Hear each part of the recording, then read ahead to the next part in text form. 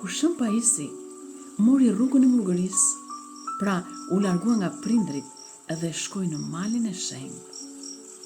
Gjithë familja e tij ndjente mall. Ishte si një lloj emigrimi.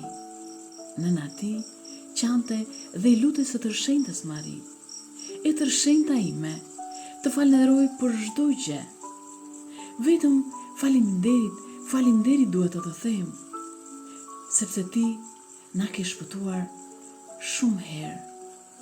Ti na ke mbrojtur nga shumë të këqija. Që të vogël e ke ruajtur birin tim. E kishe në gjirin tënd, edhe tani e ke në gjirin tënd atje në malin e shenjtë.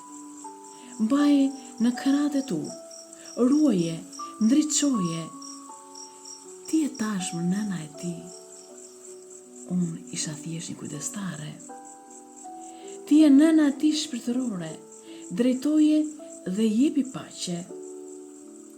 Do t'i lëqitim ku do vizhërishë, çudit e tua ne të pavyerit, se po të mos na kishe dalë mbrojtëse, si do të shpëtonim vallë prej kaq rreziqesh, dhe kush do t'na ruante gjermë tani të lirë. Prej teje pras largohemi as pak, se besnikët po i shpëton gjithnjë nga çdo vrerë. E tërshenjta ime, të falenderoj për gjithçka. Amin.